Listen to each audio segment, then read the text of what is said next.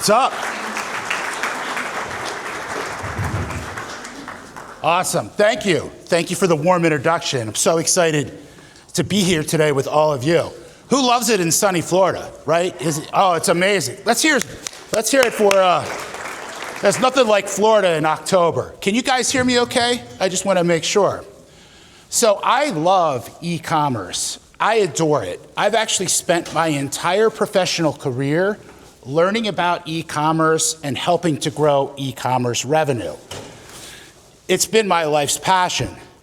But I want to share a little story with you, so just follow me here a little bit on the story. So the one thing that I love more than e-commerce is actually DJing.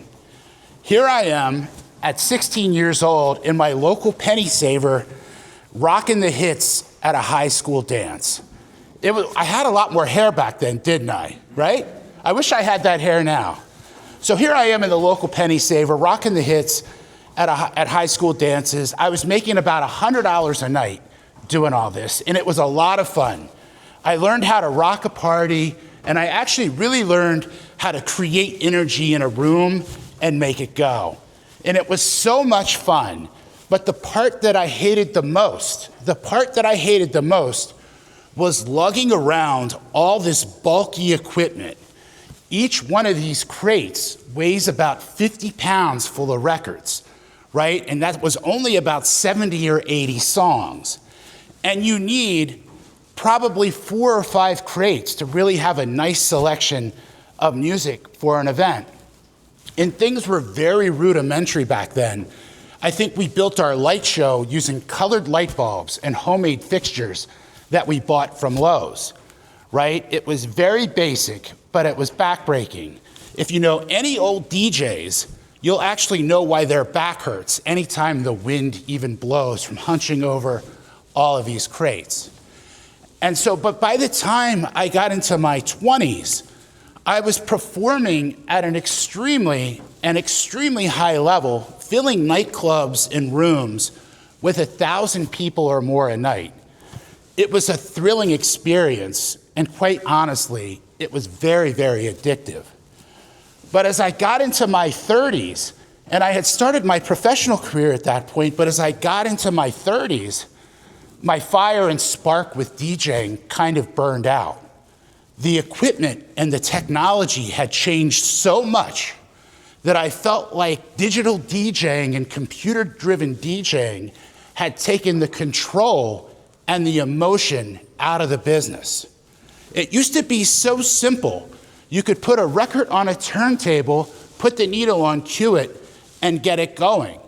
And now there was these big fancy computer systems to run things, run light shows, run your music on your laptop. And quite frankly, it was very overwhelming and very hard to make heads or tails of it. But as I was about to turn 50, I was burned out, I was tired, and I was just unsure of what the next act of my life was gonna bring. So a good friend of mine recommended that I go see an energy person. And if you know me, there couldn't be anything further from me than going to see an energy person. My wife fell out of her chair and onto the floor when I said the words. But I dedicated myself to a half dozen Reiki sessions, complete with crystals and all. And the gist of those conversations was that I had let my creative fire burn out inside, and I had let my passions get too far away from me. And so I decided to sit down, learn the new DJ equipment, learn the new technology, and have my own personal digital transformation. And now I'm DJing with 50,000 songs in a laptop. And instead of carrying big turntables and crates of records, I've got a digital DJ controller that fits in a backpack. And my light show isn't light bulbs and homemade fixtures anymore. It's fancy computer-driven equipment that AI runs now to the beat of the music. And what I realized was that technology wasn't out to replace me. It was there to be a tool for me to do what I do best. And that's to curate a vibe, create an experience, and connect with my crowd. And so I believe that this technology and this creativity has completely changed an industry. An industry now where DJs are actually international superstars and household names because the technology unlocked a new creativity. And so while I'm not playing international DJ festivals or in Las Vegas pumping my fist or on the Jersey Shore, I actually found my footing DJing for the causes that I support. And so I volunteer my time back in Baltimore to DJ large events and galas for the nonprofit organizations that I like to share my time with. And I will tell you that everyone loves to see me behind the booth, a local business owner giving back, but also creating a fantastic time for these organizations. And so everybody loves it. I think everybody, though, except for my wife, when the UPS guy shows up with a new box of equipment every week. Does anybody have an addiction like that where they like to order things? Yeah. So I believe that there are a lot of similarities between the evolution of the DJ industry and the evolution of the modern e-commerce industry. E-commerce systems used to be clunky and hard, and now with modern technology and APIs and AI, it's come the full distance. And these systems are not here to replace you.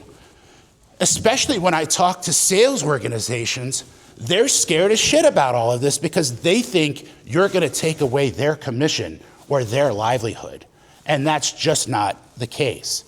These are tools that allow your organizations to connect deeper with your audiences, whatever they are.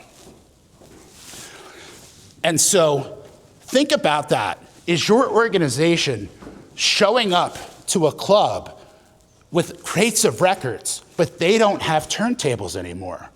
That's what it feels like when distributors don't have any e-commerce or aren't thinking about e-commerce.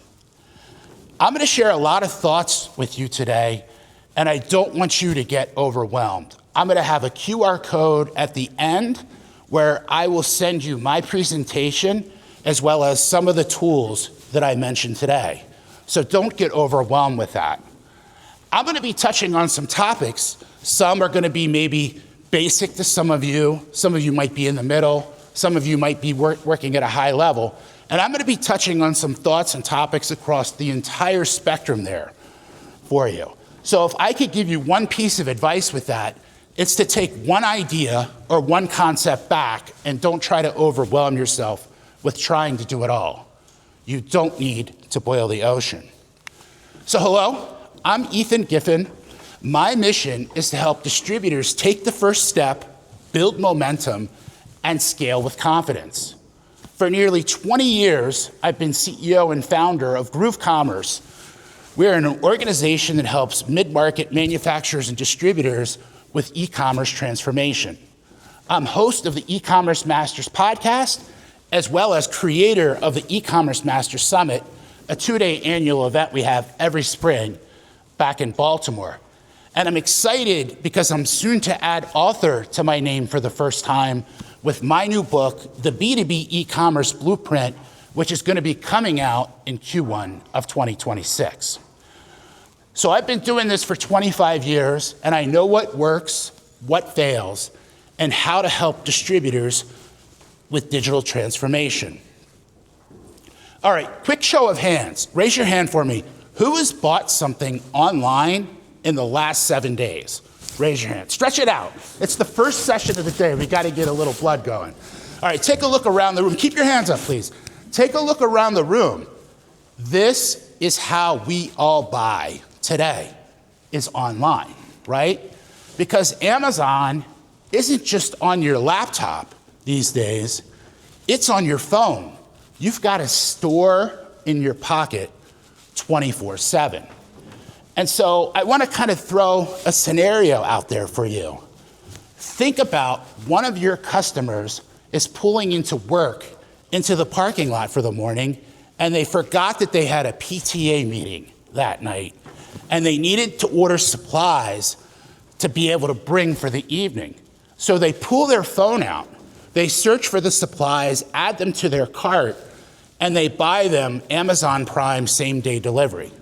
At this point, they've actually won the day. They've done what they needed to do. And they're gonna go into their office. And so my question is, when they go in those office doors, do you think they leave their Amazon habits behind from that? And the answer is absolutely not.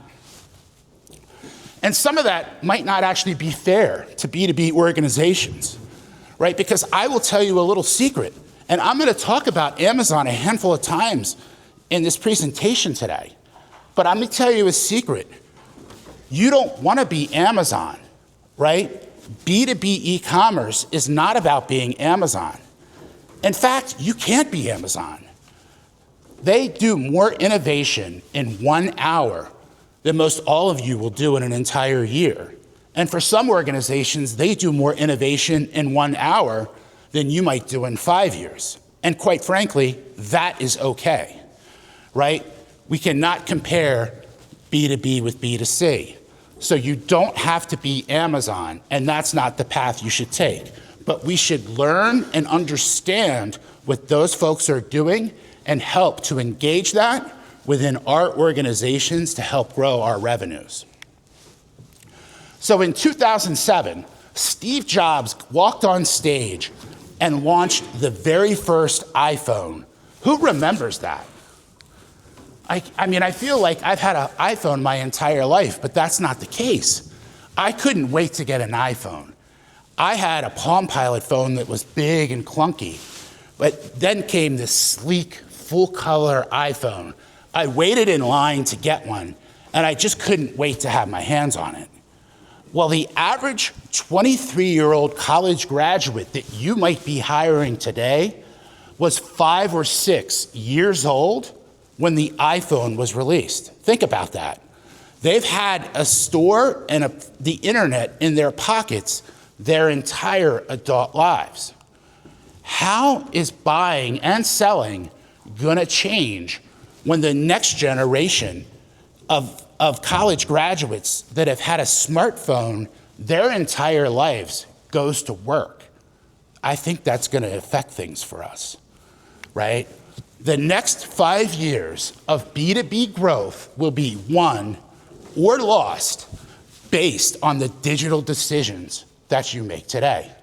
Think about that, right? The next 5 years of B2B growth are gonna be won or lost based on the digital decisions you make today. It's coming fast, and not only is it coming fast, it's coming fast and furious, right? We only have a few more years until those folks have entered the workforce, and next thing you know, the next generation of buyers is gonna be in front of us. So if you could, pull out your phones for a second for me. Pull your phone out for a second. We've got a couple quick interactive polls in our presentation today. All you have to do is scan the QR code, open your camera, and scan the QR code at the top of your screen. That'll take you to a link to vote in a quick poll. So the question is, which best describes your current e-commerce reality? There's no judgment here, just curiosity. We're a judgment-free zone. All right, so far we're confident in growing through e-commerce. We might have e-commerce, but it's outdated or underperforming. Anyone here have no e-commerce yet? Or they're not sure? I'll give you all another couple seconds to go in and vote. It's still trying to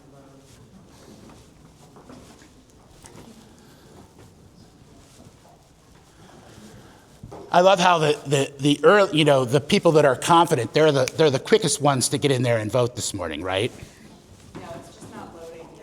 Oh, it's not? It's not loading. Oh, I'm sorry. All right. We'll have a couple of these throughout today's presentation. But it's not looking bad, right? Again, this is a judgment-free zone. We all start somewhere with this, right? We've got some folks that are not sure. We've got some folks with no e-commerce. We have some people that are growing and confident. All of that is fantastic. So let's talk about a shift in buyer expectations. And buyers are shifting their expectations significantly. 57% of buying decisions are made today before a sales rep is even contacted, according to Forrester. Think about that. Your customers are educating themselves and learning and picking out what they want before they even talk to you. Quite frankly, that's why it's even more important that all of you figure out ways to talk more intelligently about your products and become experts in what you do and put that information out to the world. 67% of B2B buyers prefer digital self-service over working with a sales rep. Who in here likes picking up the phone and talking to anybody these days? I can tell you most people don't. McKinsey did this survey and it's fascinating, right? Imagine one of your customers remembers at 10 o'clock at night that they forgot to order hats for a client event, right? Do they want to pick up the phone and wait until the next morning to call your office and make the order? Or do they want to go online, place that order, and go and have a great night's sleep? I think that they want to have a great night's sleep.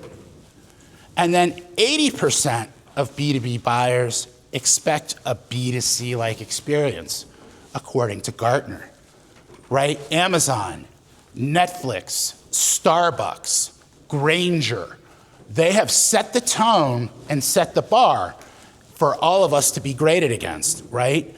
And so, again, it may not be fair, but we all need to work to do better in every aspect of e-commerce as B2B organizations. So if they can't do self-service with you, they're going to do it with someone else. That's why we really need to redefine what B2B e-commerce really is. It's not just B2B or B2C commerce at work. So what is B2B e-commerce? Well, first off, the fundamentals are it's built for business and not consumers. It's online sales between businesses. In B2C, we get small carts. Average order value might be $100 or $150. Infrequent order volume. On B2B, we get large orders. It's not uncommon for our customers to have $5,000, $10,000, $15,000, $20,000 average order values. I've seen $1 million order come through a system unattended, right? In B2C, it's a one-to-one buyer experience, right? In B2B, there might be role-based approvals. There might be multiple people in an organization taking part in the buying experience. In B2B, your customers might have negotiated or custom pricing. They might have negotiated price books. They might be able to buy on you not with a credit card, but under a PO or a credit. And often and always, it's generally a closed ecosystem of trusted customers using these tools, right? They might not, how many of you are doing some type of B2C commerce, by the way? Raise your hand. All right, that's good to know, right? And that's public and a great direction. But B2B is a closed ecosystem of your trusted customers who you know, right? I think that creates a lot of opportunities for a lot more retention marketing. So why does B2B e-commerce matter? It's not just a website. People think about it like a website, but it's a strategic growth engine for your organization. It helps to streamline your supply chain, right? By integrating and passing order information out, punch outs, EDI, all of that. It reduces costs because every time a human has to touch a sale, it costs more money, right? So being able to do self-service, and then instead of calling into maybe a call center for some of you and a customer service rep typing the order in by hand, every time somebody fat fingers or makes a mistake on an order, it costs a lot more money. You're boosting sales productivity because I think your salespeople should be like Iron Man with this exoskeleton, and that exoskeleton is the B2B site that helps get quotes out and helps with reordering. And then through all of this, you're building long-term loyalty with your customers because of the stickiness that you're creating, right? By having their products available to them that they can go easily get, it's a pain in the ass to leave and go to somebody else once it really gets going with them. They've got to train and do all this other things, right? And so we all know some cheap clients that'll leave you over a nickel, right? But most organizations don't want the hassle. Yeah, you like that, right? Yeah. There's nothing worse than somebody leaving over a nickel, by the way. So that's why B2B e-commerce matters. We look at it in terms of 4 maturity stages. Now, you don't have to go in order for these, quite frankly. It's just how we often see people as their revenue increases, a progression that they make. And we have a digital maturity self-assessment that I will send you if you fill out the QR code at the end of the presentation. It takes about 15 minutes to go through and learn more about where you stand. While stage 1 is a digital brochure, it's very reactive within the organization. It's a public website usually that just has your catalog up and online. That is great for brand awareness, maybe some SEO visibility as well. And then you can generate some leads from it, but again, it's all very reactive. We see things get more active in what we call stage 2, or a basic transactional site. That's where it might be a semi-public site, except when your customers log in, they see an add to cart button, or they're in a customer group and they get a discount off the list price. There might be some inventory visibility within all of this, but it's still a kind of very basic setup. These are good to expand into new markets, help enable online sales, and create the foundation for future personalization.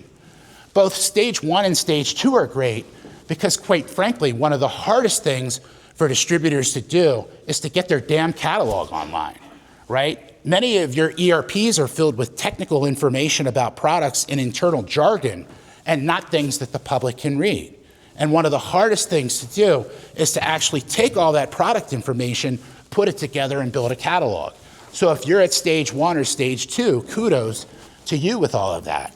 Stage 3, that's where it gets interesting and much more proactive with a buyer portal. Where at this point, you're generally seeing custom price books, role-based access, deep ERP integration, right? You're able to start scaling potentially with some automation. You've created stickiness with that, and you've streamlined the quoting and reordering process for your customers. And it becomes a very proactive tool within the organization. This is where you start to really cook and start to generate revenue as you're moving forward. Now, stage 4, I'm going to caveat that we often only see that in organizations of $100 million or more, just based on the resources it requires. But the intelligent portal has deep AI integration. You might have 3D visualization of your products. You might have custom or built-to-order products with a CPQ type module, like to go in and configure those products, right, that are heavily customized.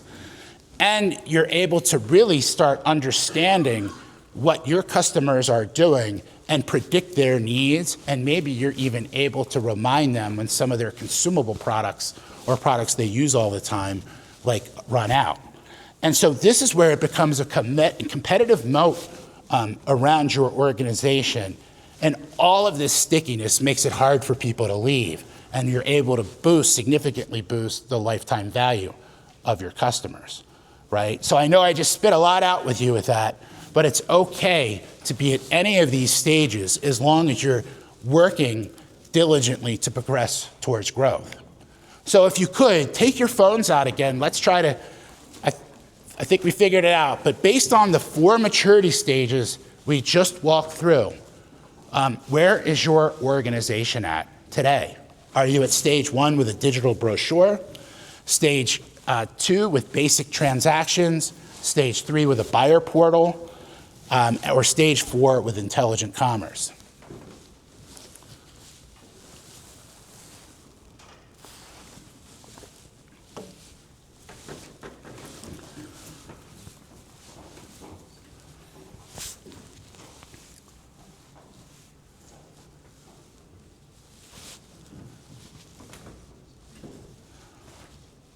All right, I love it. I love seeing it. I love seeing the buyer portals. For those of you not on the ladder yet, we all start somewhere with this, right? That's the thing to understand, is that you have the software available to you.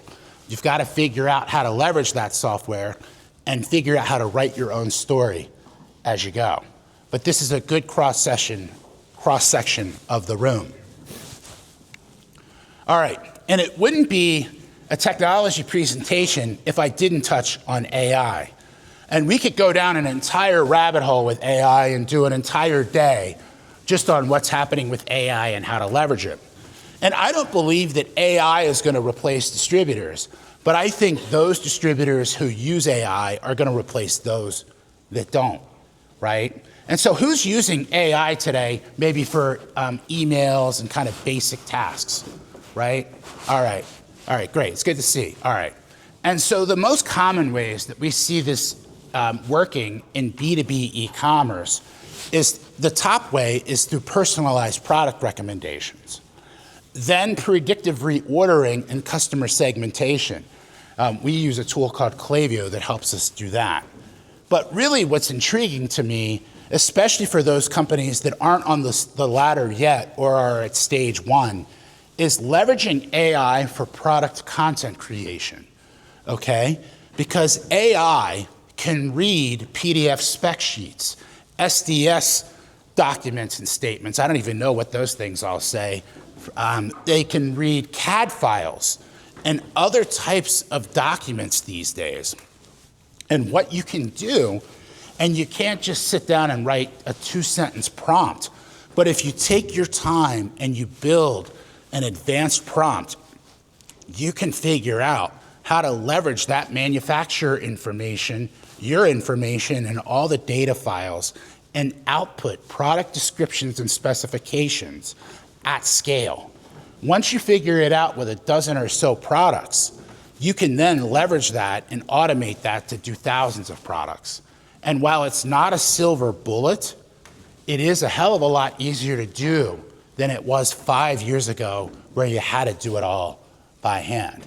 So you can leverage AI to help you create your public-facing catalogs and get it in the format that you need it to be in to put on the internet. So now that we've kind of set the stage, I want to talk about a couple of lessons that we can learn from direct-to-consumer companies. And the first is going back to my old trusted friend, Amazon.com. And I think personalization equals relevance, right? And this is their AI-driven product recommendation engine. It drives 35% of their overall business. Who has bought something on Amazon that's been recommended to them on one of these types of modules? Raise your hand. Yeah, like they're like fantastically the best at it. And they're not just doing like products, they're trying to upgrade you into the products they get the best margins on, right? And so they're reminding you of products that you may need to reorder, vitamins and all types of things like that.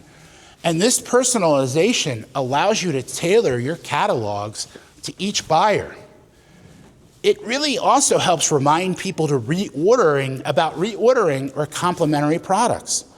This AI personalization definitely drives stickiness, and your buyers these days are expecting a you-know-me type experience, right?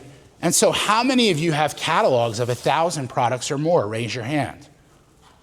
Yeah, right? You've got to be able to cut through that noise and show people things that they're interested in. Next, visibility equals trust.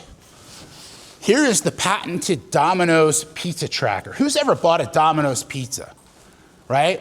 Okay, you know, they can track a $15 pizza going through their store, and many of us can't track a $9,000 shirt order that's going out to our customers, right? So visibility creates trust, right? And basically, they're updating that tracker as the stages in the point of sale system as it moves through each checkpoint, right? Your customers want real-time order and shipping updates, right? That proactive communication gets rid of the where's my order calls, okay? Transparency should be part of every experience, and according to Accenture, 87% of B2B buyers want more visibility, right? You've got to give it to them. They want information and they want visibility. Consistency. I believe consistency equals connection. And here's a weekly product feature email from Schoolhouse, Schoolhouse Lighting. The average direct-to-consumer B2C company emails their customer list 3 times a week. And between Black Friday, between Thanksgiving week, right, and the end of the year, they might email 7 days a week if their list can handle it, and it's big enough. I see B2B companies not even email their customer base once a month, right? Think about that. This is something that all of you could go back and do next week, right? But that weekly email cadence keeps you top of mind. I email our customer list once a week with some kind of information that I have going on. It might be something in the news. It might be about an event that I've attended and thought was interesting. Or it could be even sometimes specifically lead magnets that I want to try to kind of get our list, like who needs some help, right? And so you've got to build expertise as an organization. Thinking about to that very first stat is that your customers are making their buying decisions before they're even talking to you, and a way to educate them is to share your expertise to them to stand out among the crowd, right? How many of you have competitors in the same market or in the same marketplaces that are selling the exact same products and services that you offer? How you stand out is by sharing that expertise. I will caveat that you need to balance the value you're providing to your list against the frequency that you send, right? You can't just send, I wouldn't start sending 5 emails a week. But if you're not sending weekly emails, you've got to create a schedule and build value around that. And then automation. Automation equals revenue. Uh-oh, what are you doing? Ah, that's the projector, not me.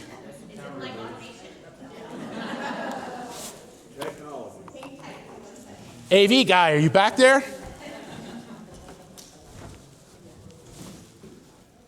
Did you bring your DJ material?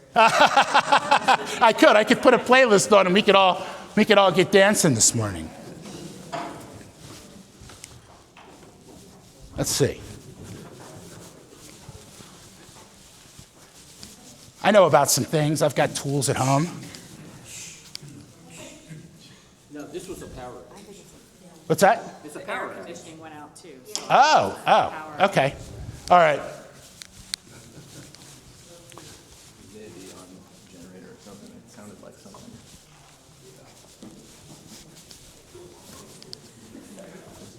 All right, let's take some questions while we're waiting for all this to come back on. How about that? All right, go ahead. Well, actually, this won't. Regarding AI and its usage and application, I can see in the B2C where it's more kind of standardized catalogs, but in B2B, everything tends to be customized, and you need to get engagement with the potential buyer to get the information to do the rendering and the visualization. Yes, yeah, and I think, so that's a great point, and that's where B2C and B2B aren't exactly the same. We have, we work on projects where, for instance, we actually have to assign the customer SKU to the products that they're selling, right? So that when it gets passed back into the customer's ERP system electronically, that everything kind of matches up, and so their purchasers know what to do, right? And so you have to, for example, modify the site search engine that uses AI in order to understand that those are alternative SKUs, right? So there's alternative ways to do that. I think that if you have a customer that these guys can only buy these 20 things, right? That maybe AI product recommendations aren't the best use of that. But it is figuring out like other activities that they may be doing where you can leverage that type of thing, right? So that's where we don't want to fit a square peg into a round hole, right? But we want to learn from it and figure out how to adapt it, right? One of the next slide that I was about to bring up talks about an abandoned cart automation, right? To remind people that that they put something in their cart and that they didn't complete the checkout, right? And a lot of people say to me, you're full of shit, Ethan. Like, people don't abandon B2B carts. And I can say there's nothing more false than anything. People abandon B2B carts and ordering every single day.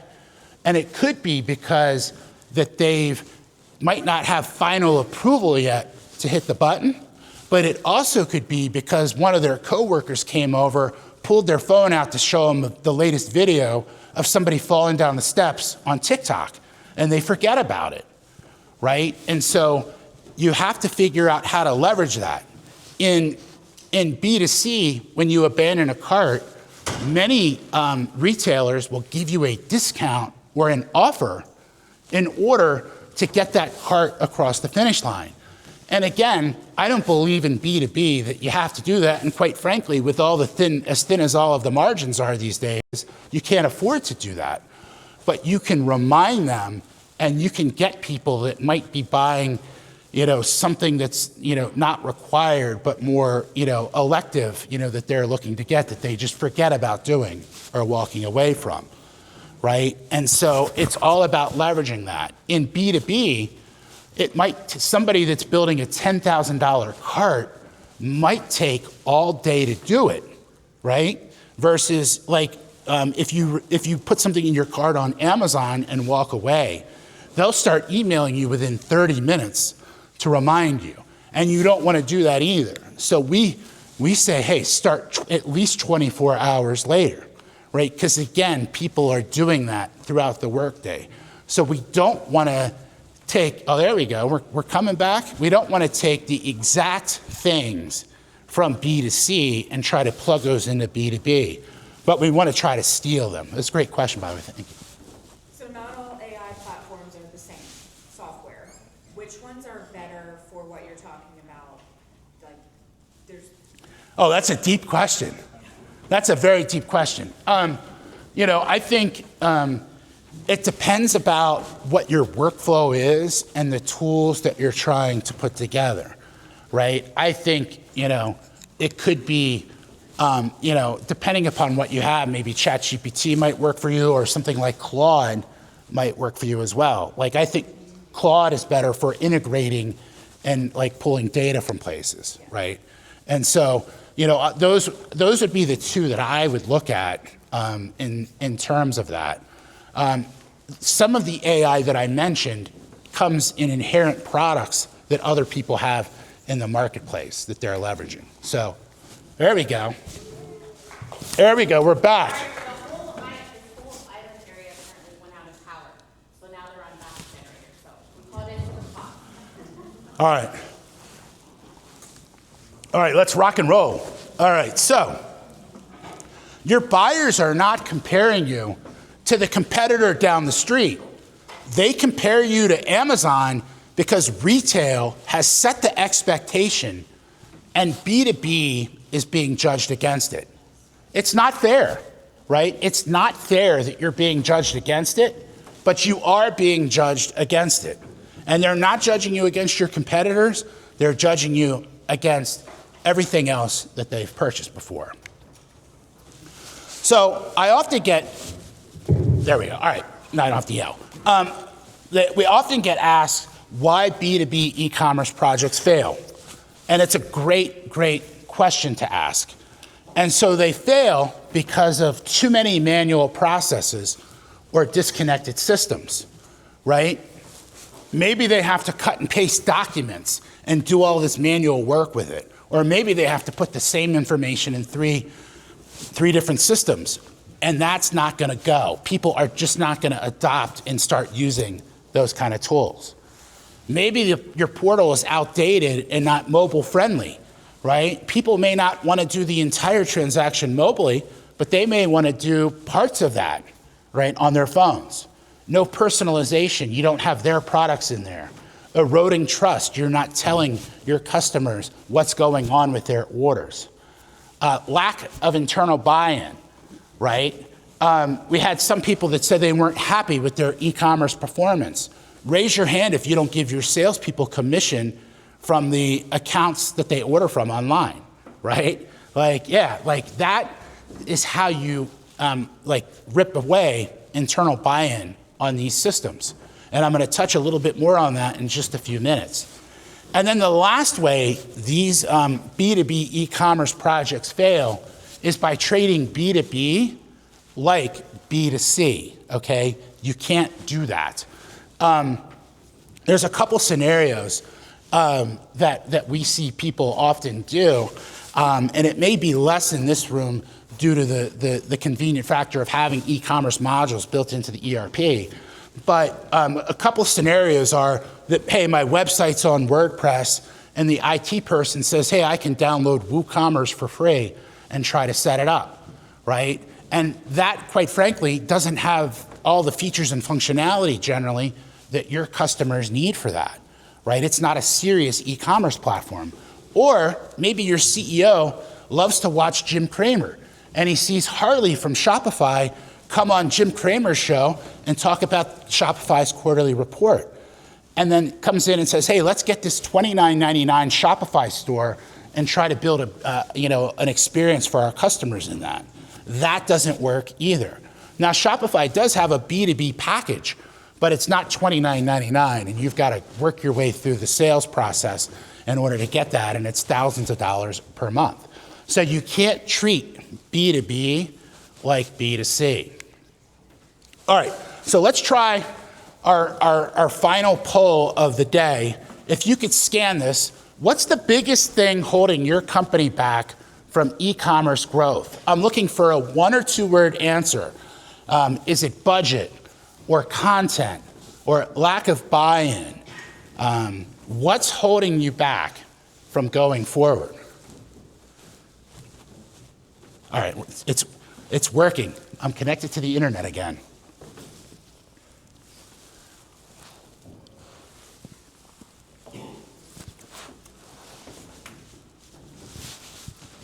It's awesome.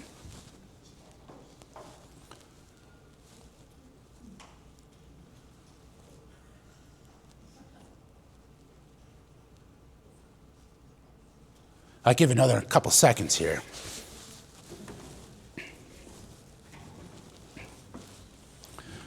Budget and manpower, lack of time, AI adoption, support, company owner buy-in, a plan and time to go to market, human resources. All of things are great, are good answers. Thank you for sharing. Thank you for sharing. Remember, it's a judgment-free zone here, and we all start somewhere. All right. Well, I want to share my B2B e-commerce playbook, and it's 5 steps to get you started or to help you grow. And this is based upon my B2B blueprint book. So the first step in all of this is to set a goal. Every good business initiative or campaign has to have a goal if it's going to be successful. And what we like to tell our customers is that we want to help them activate these systems to get to 8 to 10% of revenue online between 12 to 18 months, right? We think that that's a good time frame to start building momentum and start growing. And some of your customers already want to be early adopters of all of this. They'll just start using the system because they don't want to freaking talk to you, right? They just want to go in and buy, right? And so, how do you pull those early adopters in? And quite frankly, if your online revenue grows faster or greater than that, you have waited too long to do this. Your customers have been ready for some time. And then quite frankly, if you go faster than this, you will have left money on the table and you probably lost customers to a competitor who's more digitally mature, right? So you want to try to activate this system to 8 to 10% of revenue. Next, you need to build a coalition. Some of you mentioned in the word cloud that there was lack of buy-in, right? And I talk about this in my book as the five-legged stool. You need to unite sales, marketing, operations, finance, and customer service to work together to have a system that starts to be a revenue-generating machine for your organization. Your sales team needs to be bought into doing this, because if not, they will not work with your customers to engage them to get it to work, right? They will not have the buy-in to help your customers get going with it. So you need to make sure you're giving them commission and that you're helping them in this process to get their customers leveraging the system. Well, marketing will just goes along with anything bright and shiny, right? I joke there about that, but from a marketing standpoint, you need to have some allocated resources to focus specifically on e-commerce. This can't be the 15th job on somebody's list. If you want to be serious about this, you need to really work to get your customers in the system. Operations needs to be consistent with fulfillment and shipping of the orders and being visible in terms of the status of orders. Finance needs to be bought into this, right? Finance needs to be bought into the system because they can't wait. You can't wait to get new customers into it because they've got to take 3 or 4 weeks to approve them, right? They've got to be able to get in fast. And then customer service needs to be able to assist your customers in using these systems, logging in, setting it up, making their orders, right? So we call it the five-legged stool. When we kick off a large project for a B2B buyer portal, we do an in-depth 3-day discovery at our offices in Baltimore. And we ask for representatives from each of those teams to join that meeting because we have got to build consensus in order for that to be successful. And we've often seen those meetings start with some grittiness between those teams because the sales team hates the finance team and the marketing team, they're all gritty together, right? We all know those stories. But often, putting them together for 3 days, having dinner together, lunch together, really helps to build consensus and create a path forward overall to create success. Step 3 in all of this is to be your own customer. Well, what does that mean? Everyone on the team should audit the buyer's journey. Basically, it's a fancy way of saying you got to mystery shop yourself with a fresh customer account. Then you should all get together, list out where the problems that you felt and try to eliminate one friction point in the buyer's journey. Now, there's 3 types of friction that we think about. There's emotional friction, right? People do get dopamine from doing a B2B order. It might not be the same dopamine as they get from buying a set of golf clubs online or a pair of pants, right? But they do get an emotional connection to that. And so you've got to fulfill that. You can't wait a month. If somebody requests to have access, you can't wait a month to give them access. There might be cognitive friction. One of the most common ways of cognitive friction, it's to make people think too hard to get through the process. Don't make me think. Sometimes we see people offering 15 different shipping options when there could have been 4. If your customers don't really need it by 8 a.m. next day, just have next day air. You don't need every permutation of UPS and FedEx shipping plans that they have, and we see that kind of often. Keep it simple and let people easily get through the process. Or there's interaction friction, and that's based on the look and feel of your site, and maybe there's a checkbox hidden over here that they can't get to the checkout page until they check, and it's out of the active window and your customers aren't seeing it. You can easily fix those things. Maybe it's the color of your buttons, blends into the background too much. Maybe the background of your page doesn't work for people that are colorblind. All of that is interaction friction and things that you can easily fix as a part of doing this. Step 4 is to activate your customers. I like to say, you're gonna build it and they won't come. I was on the phone last week with a $400 million distributor who had spent nearly 7 figures building a B2B buyer portal. And they were angry and frustrated that they had only done $200,000 of sales in the first 9 months since launching this system. And I, quite frankly, was taken aback by it. So I started asking questions. I love to ask questions. I always got in trouble in school for asking too many questions. I said, well, how many active customers do you have in your ERP? And they said 200,000. I said, well, how many customers did you load into your portal? And they said 10,000. I was like, huh? And I was, how did you pick this 10,000? Randomly. And I'm like, well, how did you tell people that this portal was coming out? And they said, well, we launched it under a new brand name that's different from the company that they currently work with, and we sent them 2 emails. And I was like, oh, now I know why you've only done $200,000 in sales. People can't trust you. They're not aware of what this new brand name is, and they probably thought it was spam. And quite frankly, 2 emails isn't enough to do anything, right? So you've got to activate these things once you get done. People get worn out at the end of these projects of launching this, right? And they're out of budget. Like, they're frustrated. It's like planning a wedding or building a custom home. Like, no matter how excited you are at the outcome, you're just tired by the end of it. But you've got to have consistent email communication. You've got to have sales and customer service outreach. And you've got to create some training resources like videos or guides to help them get going. And while I said, hey, we don't want to offer a bunch of discounts to B2B customers, getting going the first time in a buyer portal for a customer is kind of a pain in the ass, right? They've got to get it set up and make sure all the information's right. Then if something's wrong, they've got to get it updated. They've got to make sure the rest of the team gets access.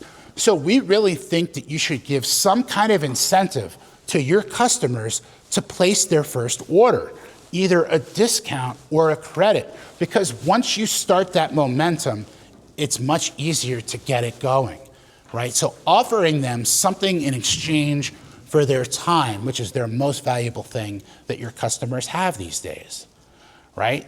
So you've got to activate it once you build it. And my last tip in the playbook is to reignite your dormant buyers. It's called a win-back campaign. And buyers that have been inactive for 180 days or more are at risk of what I say falling off the cliff, right? Especially when somebody gets to 365 days, they might be gone for good. So what you want to do, because it's far cheaper to re-engage existing customers than acquire new ones. I think it's 6 or 7 times more expensive to acquire a new customer than it is to reignite your old customers.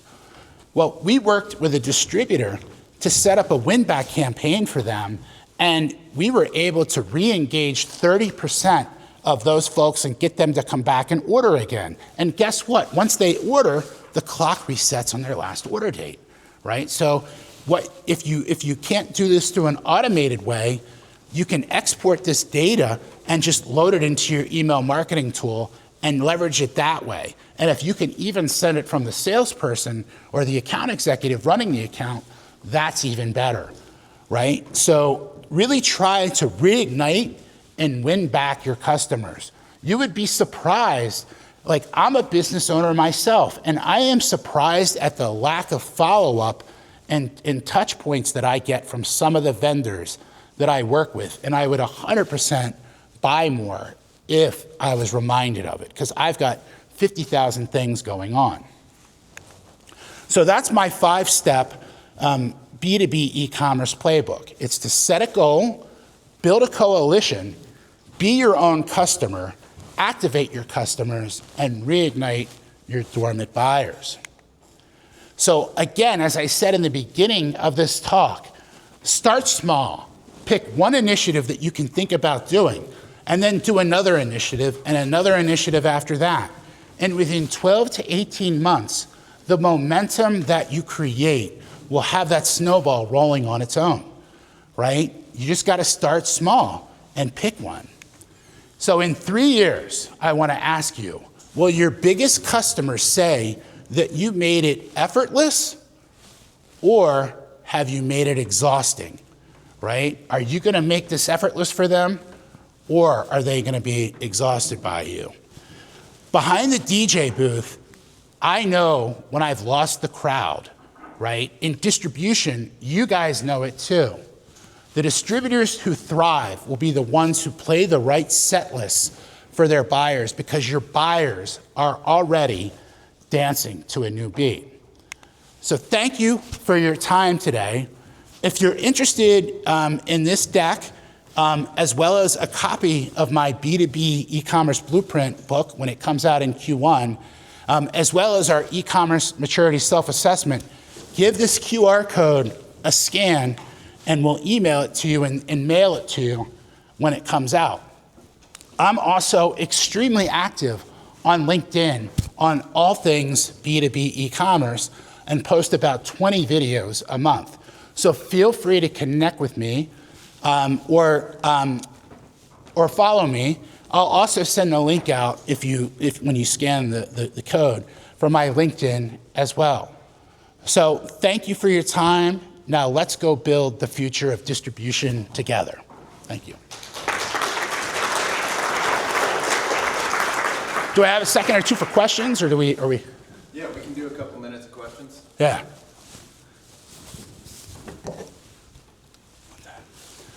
Anybody have any questions this morning? I'll start one off. So you mentioned a number of different tactics that you can take to grow your online sales. Do you have one? So you said pick one initiative and go with it. Do you have one where you see the biggest gains, like kind of the most bang for your buck? Is that email marketing? Is that curating? What have you seen? Well, honestly, and it depends upon where you are in your maturity. I think email is probably the most underlooked thing that most people do. I think that B2B organizations don't realize the scale of email that is being sent out today that people receive, and that just sending one email may not make it work, right? And so, for example, and it depends upon the amount of people that you have on your list, but even tools like MailChimp can show you who did not open the email, and you can do a resend of the same exact email to the people that didn't open it with a different subject line and see if you can get them to open it.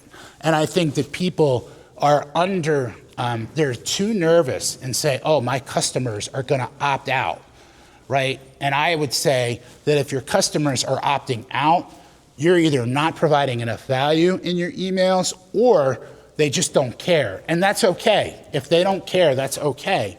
But you're better off losing people are nervous about losing people off their list, and you shouldn't be. There's some kind of natural, the evolution of life. Your email list evolves the same way. So email is where I would start.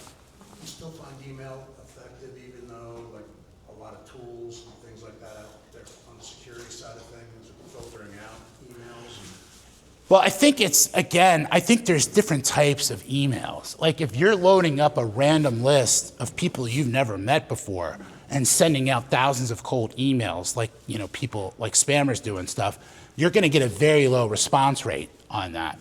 But on the other side of that, if you're creating great content, every time I send an email out on my list, and actually if you reply, it goes right to me, and someone replies with something, even if it's oh, that was cool, or hey, I need this, and then I get the right person involved with it.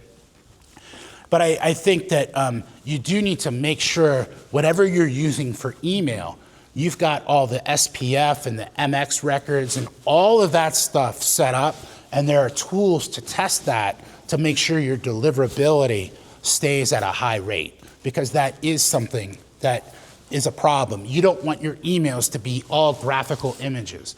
I've seen people basically make a single graphic where they literally typed the content of the email and made a JPEG with it and stuck the JPEG in the middle, and there's no text. those kind of things are going to get blocked by spam filters.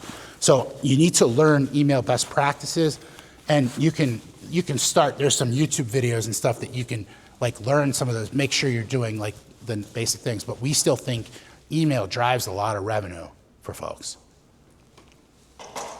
Any other questions? All right, let's give it another round of applause. Thank you. Thank you very much.